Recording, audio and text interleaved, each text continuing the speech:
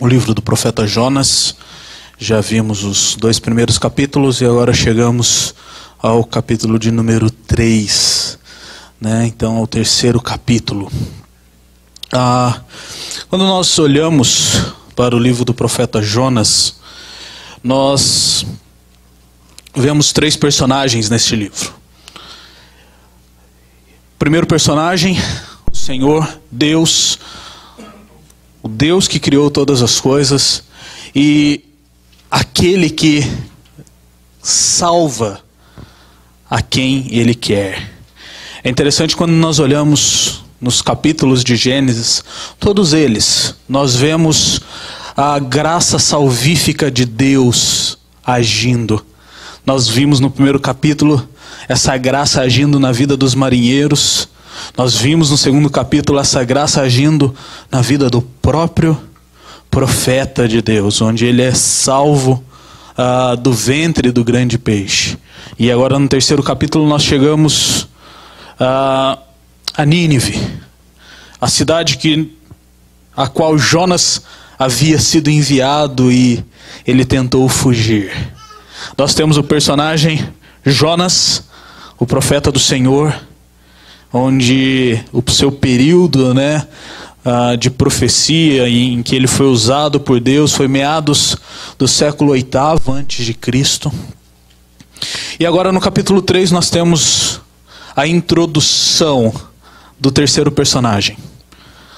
Esse 3º personagem ainda havia aparecido apenas o nome, mas nós vemos a cidade de Nínive, o alvo daquele missionário, o campo que havia sido determinado para ele, onde ele deveria pregar o evangelho, onde ele deveria pregar a respeito da salvação que vem de Deus, a respeito do arrependimento que eles precisavam ter. Esses são os personagens do nosso livro, esses 3. E quando nós olhamos no capítulo 1, nós vemos Jonas mostrando toda a sua rebeldia, desobedecendo claramente ao Senhor. O Senhor diz a Jonas: dispõe-te e vai a Nínive. E o que Jonas faz? Ele se dispõe, ele se levanta e vai, mas para Tarsis. Direção totalmente oposta e muito mais longe, com um único objetivo em mente, que era fugir da presença do Senhor. Ele teve uma atitude de rebeldia contra Deus. Ele não queria ir a Nínive. E aqui no capítulo 3 nós veremos o porquê Jonas não queria ir a Nínive. Então nós vemos que mesmo nessa rebeldia, o Senhor se mostra soberano. E ali naquele barco, nós vemos que Deus, ele controla uma tempestade, ele cria uma tempestade, e aqueles marinheiros têm os seus olhos voltados para o Senhor. E o texto bíblico diz que eles creram em Deus, que eles temeram ao Senhor. E Jonas então é lançado ao mar. E Deus, ainda na sua graça e na sua misericórdia, ele providencia um grande peixe para resgatar Jonas do afogamento. E Jonas então fica 3 dias e 3 noites dentro daquele peixe. E dentro desse peixe nós vemos o profeta falando com Deus pela primeira vez. Ele ora ao Senhor. Ele se vê em uma situação em que ele nunca imaginava que estaria ou que passaria por ela. E de onde ele estava? Ele clama ao Senhor. Ele reconhece a soberania de Deus. E nós aprendemos que nós também devemos orar. A vida do crente deve ser uma vida de oração. Independente da situação em que nós nos encontramos, independente do lugar onde nós estamos, nós devemos orar. Pois a esperança de Jonas é a mesma esperança nossa. Ao Senhor pertence a salvação. É Ele quem salva. É Ele quem faz a sua vontade. E nós vemos então Jonas, depois de ter sido vomitado na praia, ele então recebe uma segunda chance. É um novo recomeço. E nós vemos então o capítulo de número 3. Veio a palavra do Senhor segunda vez a Jonas dizendo: dispõe-te, vai à grande cidade de Nínive e proclama contra ela a mensagem que eu te digo. Levantou-se, pois, Jonas e foi a Nínive, segundo a palavra do Senhor. Ora, Nínive era uma cidade muito importante diante de Deus, e 3 dias para percorrê-la. Começou Jonas a percorrer a cidade caminho de 1 dia, e pregava e dizia: ainda 40 dias, e Nínive será subvertida. Os ninivitas creram em Deus, e proclamaram um jejum, e vestiram-se de panos de saco, desde o menor até o maior. Chegou então essa notícia ao rei de Nínive. Ele levantou-se do seu trono, tirou de si as vestes reais, cobriu-se de pano de saco e assentou-se sobre a cinza. E fez-se proclamar e divulgar em Nínive: por mandado do rei e seus grandes, nem homens nem animais, nem bois nem ovelhas, provem coisa alguma, nem os levem ao pasto, nem bebam água. Mas sejam cobertos de pano de saco, tanto os homens como os animais, e clamarão fortemente a Deus, e se converterão cada um do seu mau caminho e da violência que há nas suas mãos. Quem sabe se voltará a Deus e se arrependerá e se apartará do furor da sua ira, de sorte que não pereçamos. Viu Deus o que fizera, como se converteram do seu mau caminho. E Deus se arrependeu do mal que tinha dito lhes faria, e não o fez. Vamos orar? Pai, nós estamos diante da Tua palavra. Somos gratos ao Senhor por podermos estudar a Tua Escritura, de podermos conhecer a Tua vontade, de podermos ver qual o caminho que o Senhor deseja que trilhemos para vivermos uma vida segundo a Tua vontade. Senhor, nesse instante nós clamamos a Ti que tenha misericórdia de nós e que possamos aprender a Tua vontade vinda da Tua palavra, através do exemplo do profeta Jonas e do que aconteceu com os ninivitas. Tenha misericórdia de nós e derrame a Tua graça. É isso que nós lhe pedimos, em nome de Cristo Jesus. Amém. Este capítulo ele basicamente está falando sobre arrependimento. Essa é a mensagem central do capítulo 3.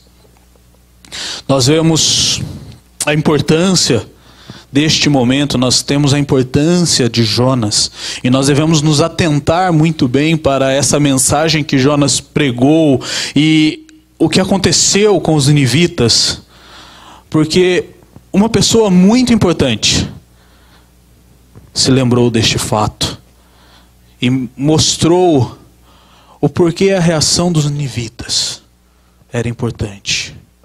Quando nós lemos Mateus capítulo 12, dos versos 38 a 41, e lemos Lucas 11, a partir do verso de número 30, nós vemos o próprio Cristo sendo questionado.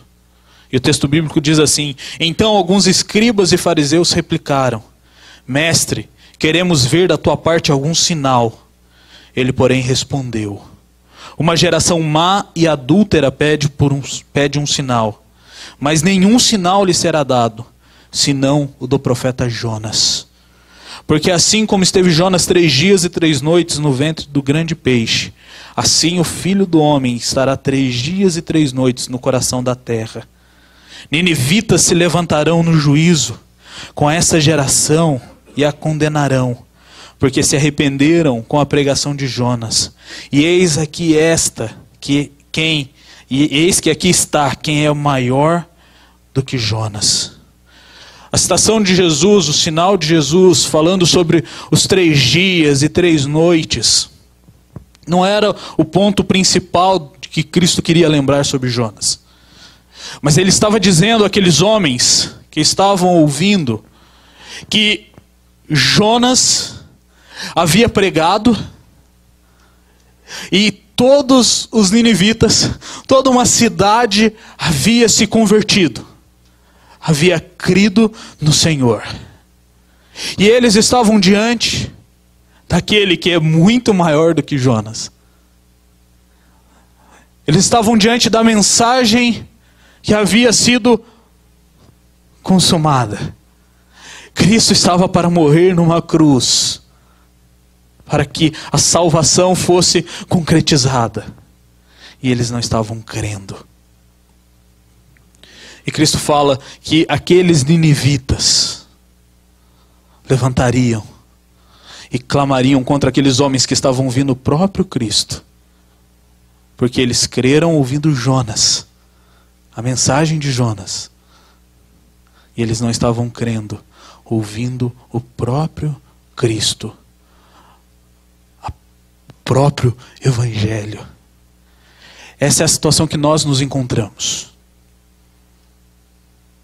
Nós já vimos o que Cristo fez naquela cruz. Nós cantamos sobre a soberania de Deus. Nós cantamos sobre como Deus enviou o seu Filho para morrer numa cruz por nós. Nós já temos a concretização deste sinal. Mas muitas vezes nós ignoramos essa mensagem. E nós nos esquecemos dessa mensagem. Esquecemos de proclamar essa mensagem. O que nós vemos aqui, no capítulo de número 3 do livro do profeta Jonas, é uma tipificação de Cristo e da mensagem de Cristo. Ele foi apresentado como um sinal que antecedeu o próprio Cristo. E nós já temos a concretização dessa mensagem, dessa promessa. E como nós temos nos comportado diante disso? Será que nós temos vivido o verdadeiro arrependimento?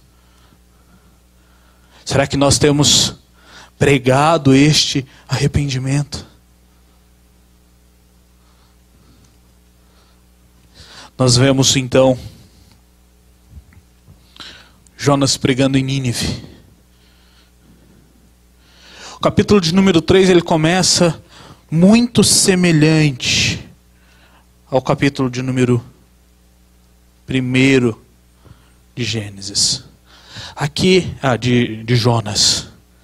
Aqui é uma repetição clara da mesma ordem que Deus havia dado antes.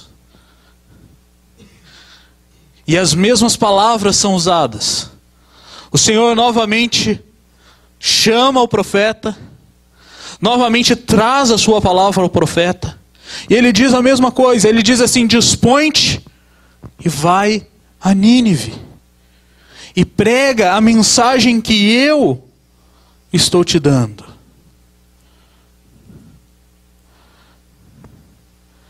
Só que aqui nós vemos a reação do profeta, ela foi diferente da primeira vez. Eu creio que deve ter passado um filme na cabeça de Jonas, ouvindo essas mesmas palavras pela segunda vez. E ele deve ter pensado nos momentos que ele passou naquele barco, da tempestade que ele teve que enfrentar, no ter sido lançado ao mar e naquela situação extremamente ruim que foi ficar 3 dias e 3 noites no ventre de um peixe. Ele deve ter pensado em tudo isso.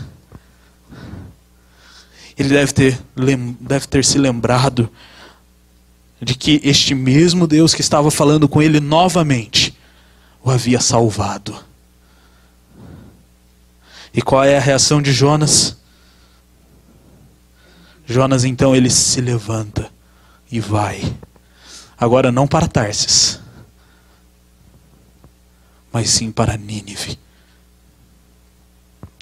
Ele se viu numa posição onde não tem como não ir mais. Esta realmente é a vontade de Deus. Então levantou-se depois Jonas e foi a Nínive.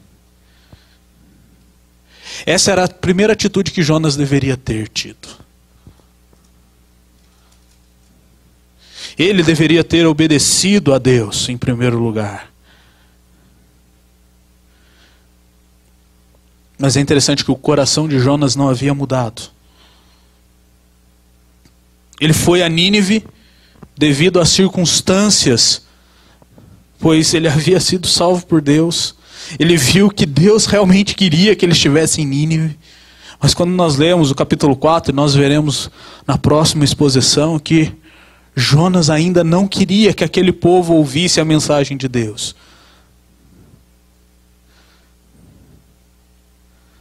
E muitas vezes nós agimos dessa forma. Muitas vezes a vida cristã ela se torna a mesma que se tornou para Jonas.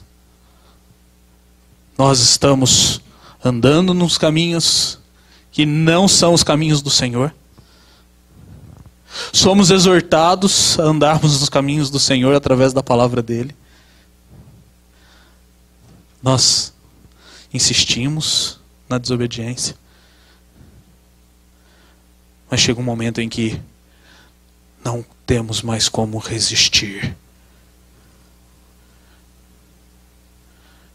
Nós precisamos andar nos caminhos do Senhor. Nós precisamos voltar os nossos olhos para Deus. E é isso que está acontecendo. Jonas então ele tem um novo início. Deus dá a Jonas a sua segunda chance. E Jonas então obedece ao Senhor e vai a Nínive. E é interessante quando nós olhamos para a cidade de Nínive, nós temos algumas referências sobre ela. No capítulo 1 nós vemos Deus falando que era uma cidade muito grande. Aqui nós vemos o tamanho dela sendo exposto quando nós vemos o relato de que ela demoraria 3 dias para ser percorrida toda. No capítulo 4 nós vemos a quantidade de habitantes. 120 mil habitantes havia naquela cidade. Era uma cidade de grandes proporções. Era uma cidade assíria. Os assírios não eram pessoas muito amigáveis. E este provavelmente era um dos motivos que Jonas não queria ir para Nínive. A fama dos ninivitas era uma fama muito ruim. Tanto que a razão de Deus mandar Jonas até Nínive era porque a maldade daquele povo havia subido até Deus. Eles eram conhecidos pela sua maldade. Eles não tinham escrúpulos. Quando nós olhamos para a história e vemos o povo assírio dominando um lugar, nós vemos que eles maltratavam as pessoas e dilaceravam as pessoas pouco a pouco.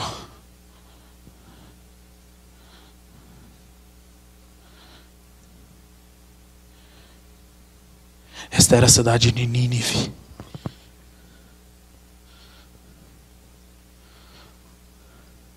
Nós vemos então que Jonas foi.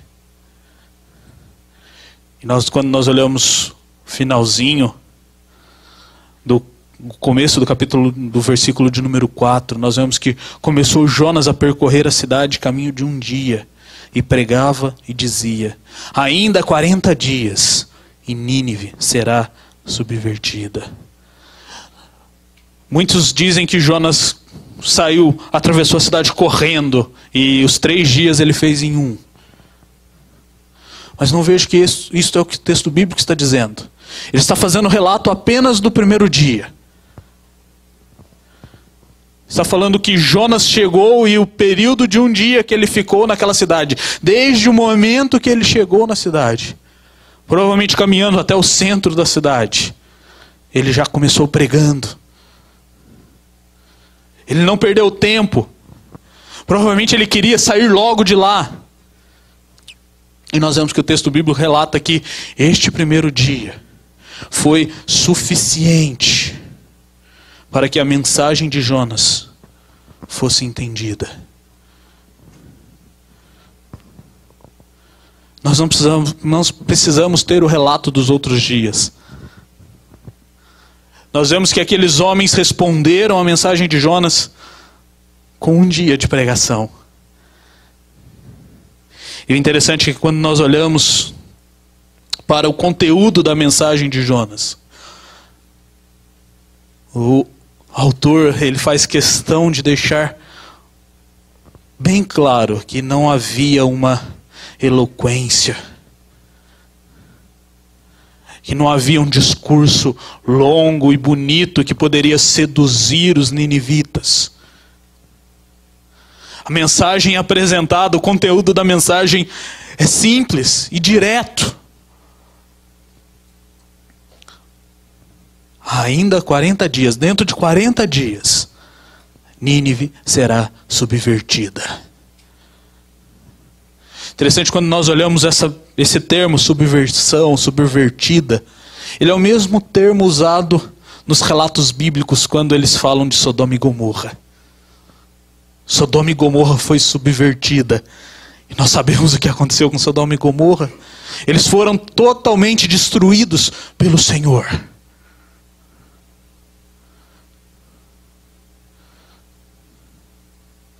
Essa era a mensagem de Jonas. Aquela cidade iria passar por uma reviravolta.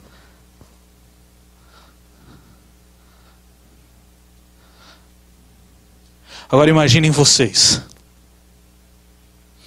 ouvindo um homem entrando em São Paulo, pela Ayrton Senna, com o objetivo de chegar lá do outro lado. Ele ia demorar muito mais do que 3 dias para cruzar a cidade toda. Ainda mais andando a 50 por hora na marginal. Mas, com a mensagem dessa, ele não estava falando nada além de que vocês serão destruídos dentro de 40 dias. E é interessante quando nós olhamos o capítulo de número 4, nós vemos que essa realmente era a esperança de Jonas. Tanto que ele sobe ao monte para ver a destruição da cidade. Nós provavelmente olharíamos para alguém pregando desta forma, como nós vemos aqueles homens que falam lá na Praça da Sé. E nós diríamos assim: esses caras são loucos. Não estou dizendo que você tem que parar e ouvir o que eles dizem lá na Praça da Sé, porque um dia eu parei realmente muito fora. Mas provavelmente a nossa reação seria essa. E quando nós olhamos para os ninivitas, aqueles homens maus, aqueles homens com a fama ruim, com a fama de violentos, de assassinos, eles simplesmente ouviram essa mensagem. E a partir do verso de número 5, nós vemos o arrependimento dos ninivitas. O verso de número 5 diz que os ninivitas creram em Deus e proclamaram um jejum e vestiram-se de panos de saco, desde o menor até o maior. É interessante que este ato de crer em Deus que eles tiveram é o que Deus esperava do seu povo, ou espera do seu povo. Algo que vai muito além do crer, mas vai também de entregar a sua vida a Deus e confiar em Deus. É o que nós lemos no Evangelho de João. Deus amou o mundo de tal maneira que deu seu Filho unigênito para todo aquele que nele crê. Aqueles homens creram em Deus. E é interessante que eles não creram em Jonas.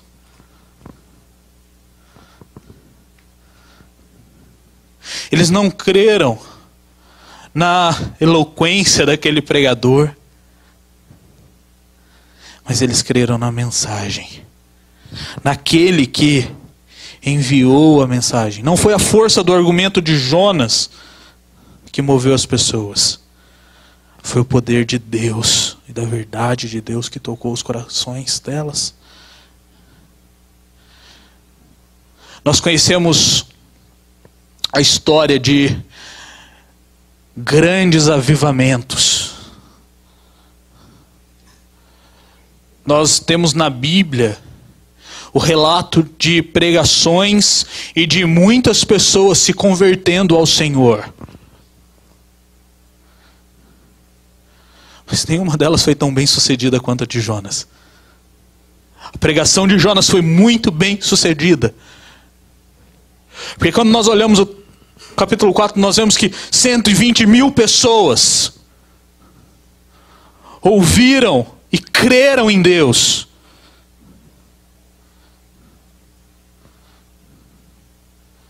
Quando nós olhamos Pedro pregando ali em Atos, nós vemos que 3 mil pessoas foram batizadas naquele dia.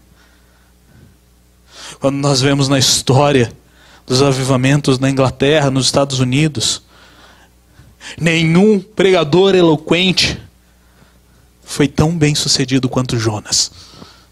Por quê? Porque foi o agir do Espírito Santo de Deus que levou aqueles homens e mulheres a crerem em Deus. Não foi o profeta. Não foi o testemunho de Jonas que levou aquelas pessoas a crerem em Deus. Jonas podia ter dado seu testemunho lá. Olha, gente, Deus falou comigo, me mandou vir até Nínive, mas eu não fui.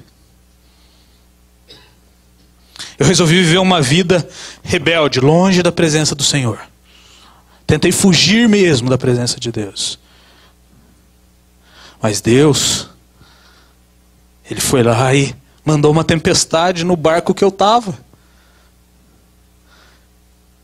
Falou para aqueles marinheiros, permitiu que aqueles marinheiros me jogassem na água.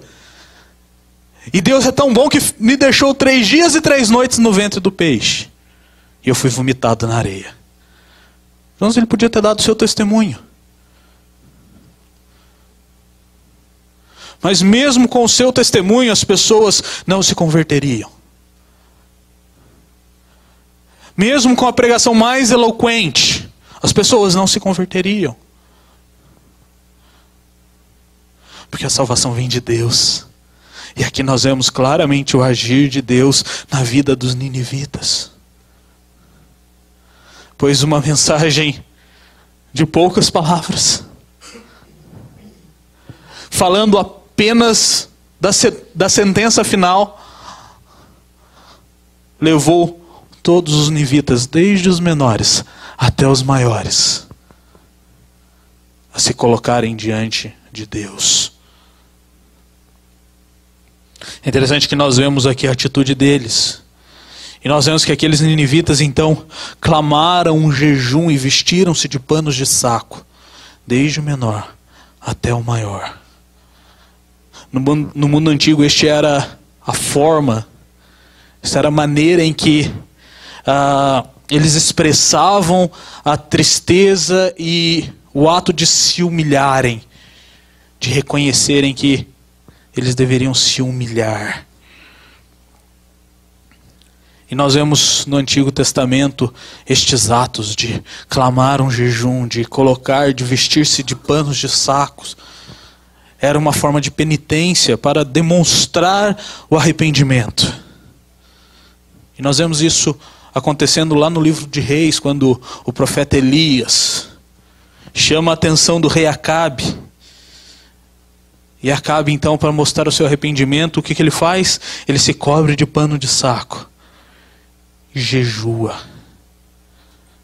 Quando nós olhamos o profeta Joel, um contemporâneo do profeta Jonas, ele exigiu que os seus leitores, que os seus ouvintes jejuassem e se vestissem de pano de saco, como um sinal de arrependimento. Foi essa atitude que eles tiveram. Eles demonstraram verdadeiro arrependimento, porque creram em Deus. E essa mensagem curta de Jonas chegou até o rei, a autoridade máxima. E ao ouvir a mensagem de Jonas, o rei, aquele que era o que detinha o poder, que era considerado soberano, ele toma a mesma atitude. Ele levanta-se do seu trono. Ele tira as suas vestes reais, aquilo que lhe dava sua pompa, representava o seu poder, e ele se veste de panos de saco. Ele troca o conforto da sua cama por montes de cinza. E é interessante nós vermos isso acontecendo com um rei. Ele era considerado quase que como um deus para a nação. E aquele homem não vê outra alternativa do que se humilhar na presença de Deus.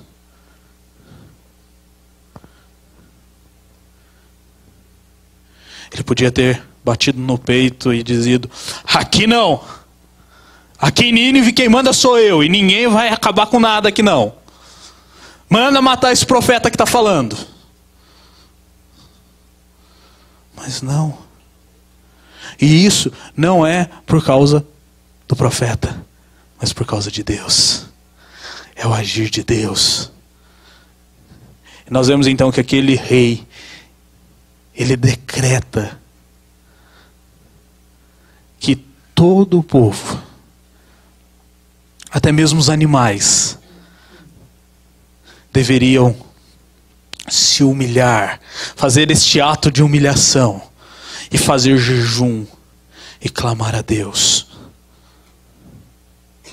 É interessante que a privação aqui foi grande, que ele priva o seu povo até de tomar água. Isso se estendeu aos animais. Agora imaginem os irmãos, ele estava colocando muita coisa em jogo. Ele podia perder muita coisa.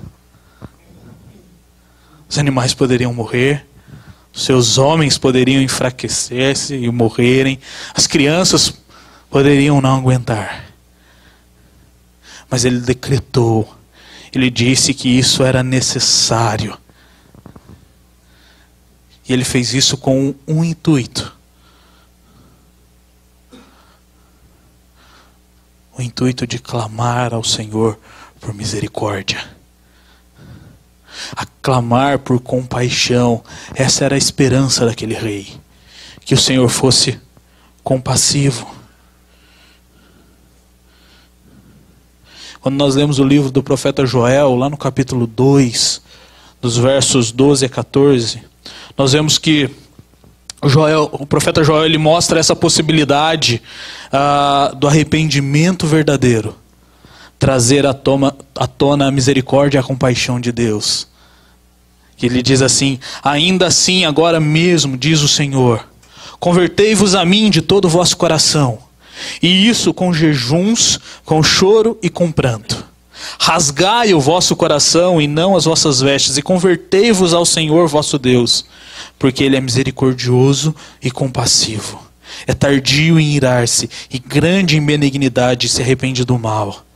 Quem sabe se não se voltará e se arrependerá e deixará após si uma bênção, uma oferta de manjares e libação para o Senhor vosso Deus.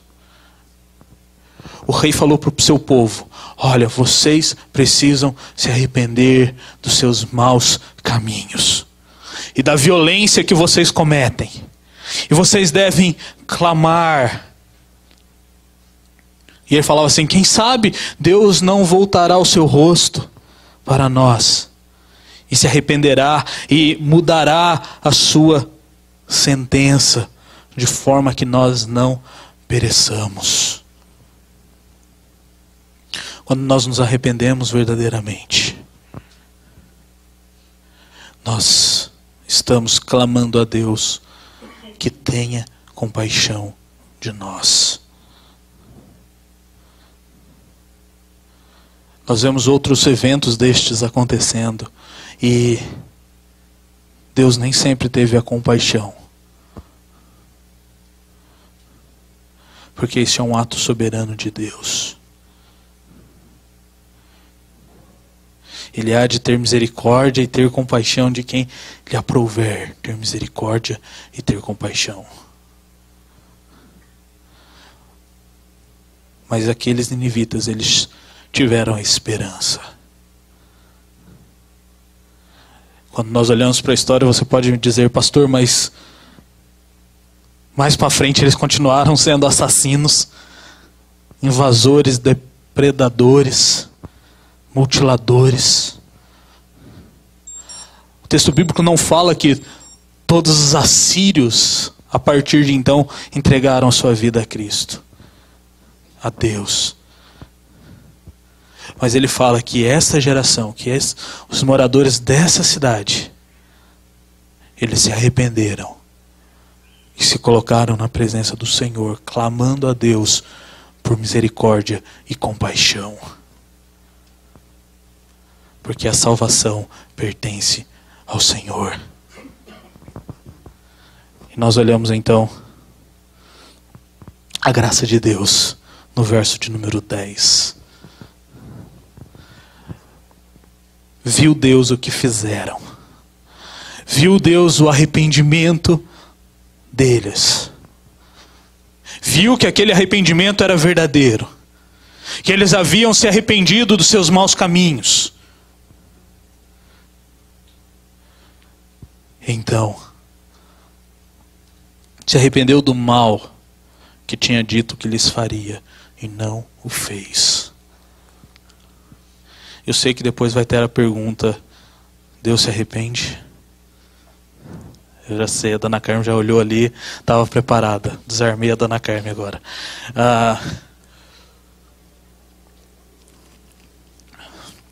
Nós olhamos essa expressão diversas vezes nas Escrituras. E nós colocamos, muitas vezes nós confundimos esse sentimento humano que nós temos. Quando nós pensamos em arrependimento, nós pensamos em uma reconsideração de algo errado que fizemos. Estou arrependido de ter falado tal coisa, de ter brigado com fulano. Quando nós olhamos Deus, e nós olhamos para este ato de Deus, aqui Deus não está sendo pego de surpresa. Deus, ele não está sendo colocado contra a parede e falou: não esperava que esse povo ia se arrepender. E agora? Quando Deus se arrepende, quando nós vemos essa expressão, nós vemos que Deus, ele continua soberano. Ele não está se contradizendo, porque nós vemos outras passagens que Deus, ele não se arrepende. Mas nós vemos aqui a demonstração da compaixão de Deus. Deus, ele foi compassivo para com os ninivitas. Então toda vez que nós vemos este se arrepender não é por algo errado que Deus fez. Porque Deus estava certo em condená-los, em sentenciá-los à destruição. Como Ele está certo em nos sentenciar à morte, porque nós pecamos. Mas Deus, Ele não se arrependeu e mandou Cristo por causa de um erro que Ele cometeu. Não. Ele mostra a sua compaixão e a sua misericórdia.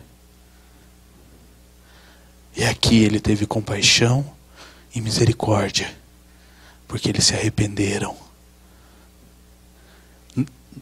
O arrependimento aqui que Deus teve não foi algo que mudou em Deus, mas foi algo que mudou nos ninivitas.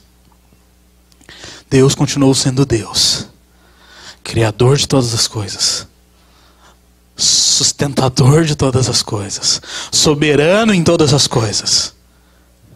Mas os ninivitas, que eram maus, que eram violentos, deixaram de ser maus e ser violentos e creram em Deus. É interessante que o profeta Jeremias, ele nos diz sobre isso lá no capítulo 18, nos versos 7 a 10. E nós lemos lá: no momento em que eu falar acerca de uma nação ou de um reino para o arrancar, derribar e destruir, se a tal nação se converter da maldade contra a qual eu falei, também eu me arrependerei do mal que pensava fazer-lhe. Eu também terei compaixão deles. E no momento em que eu falar acerca de uma nação ou de um reino para o edificar e plantar, se ele fizer o que é mal perante mim e não der ouvidos à minha voz, então me arrependerei do bem que houvera dito, lhe faria.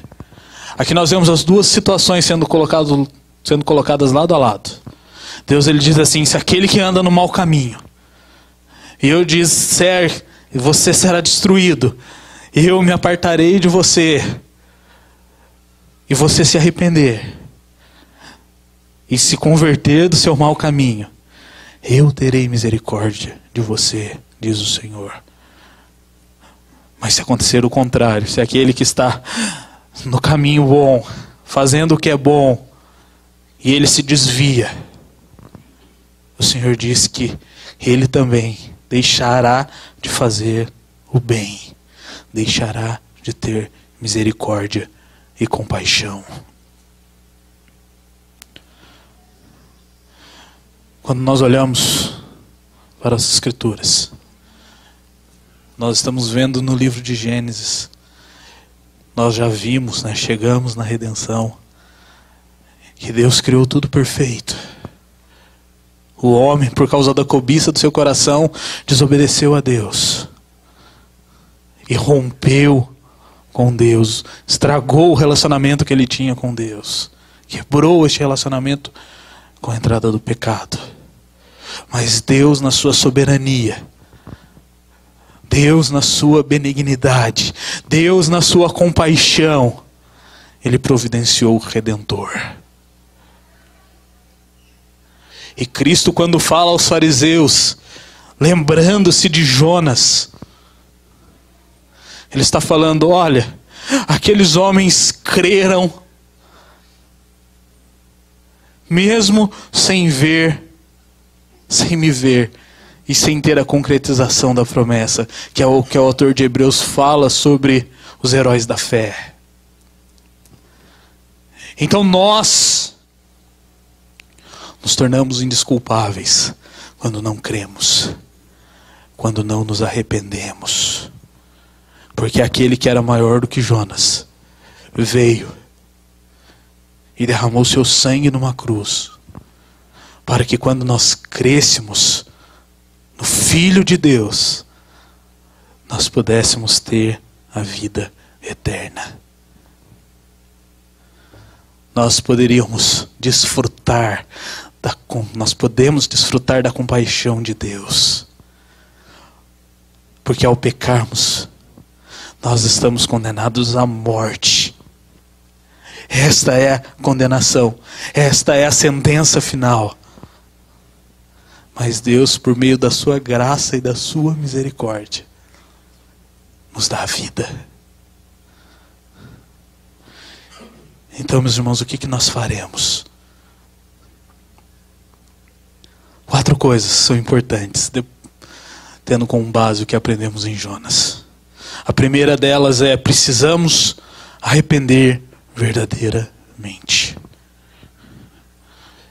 Nós precisamos nos arrepender dos nossos pecados. Nós precisamos nos humilharmos na presença do Senhor e clamarmos a Deus por misericórdia. E ao fazermos isso, nós precisamos confiar mais na misericórdia de Deus. Jonas, na primeira vez que foi mandado a Nínive, ele não queria que Deus derramasse misericórdia sobre aquele povo. E quando ele, depois de pregar, ele continuou não querendo que Deus derramasse misericórdia. Ele não confiou na misericórdia de Deus. Ele achava que Deus não sabia o que estava fazendo. Mas Deus sabia o que ele estava fazendo. E Ele sabe o que Ele está fazendo. Então nós precisamos confiar na misericórdia do Senhor. A semelhança de Jonas, nós precisamos confrontar mais os pecados. Jonas, ele só disse que aquela cidade seria destruída. E eles sabiam o motivo, porque quando o rei ele coloca o decreto, ele diz: vocês precisam se arrepender dos seus maus caminhos, da violência. Isso é algo que nós precisamos fazer constantemente. Nós precisamos confrontar os pecados que estão em nós. Nós precisamos confrontar os pecados da nossa nação. Mas confiando na misericórdia de Deus. E por fim, nós precisamos pregar o Evangelho.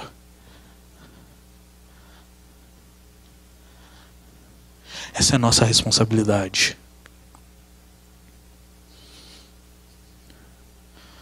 Nós somos enviados ao mundo como missionários de Deus para pregarmos o Evangelho. E a nossa mensagem não é uma mensagem que ainda não foi completada, como era a de Jonas. A nossa mensagem já está completa. Cristo já veio, já derramou o seu sangue numa cruz por nós. E nós precisamos pregar o Evangelho. Nós precisamos sustentar os missionários que estão pregando o Evangelho onde nós não podemos ir.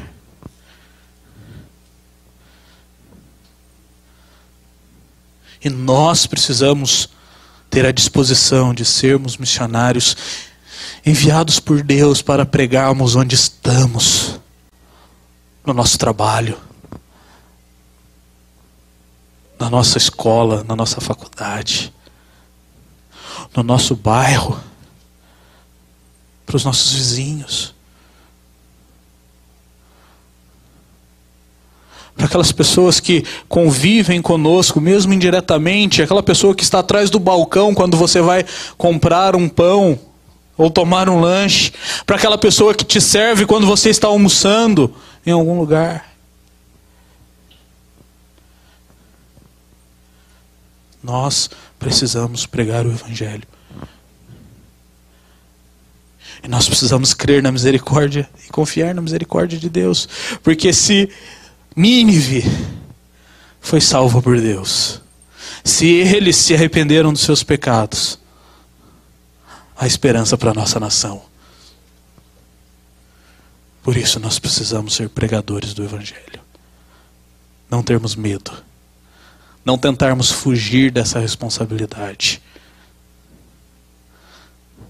E sim irmos, levantarmos e irmos.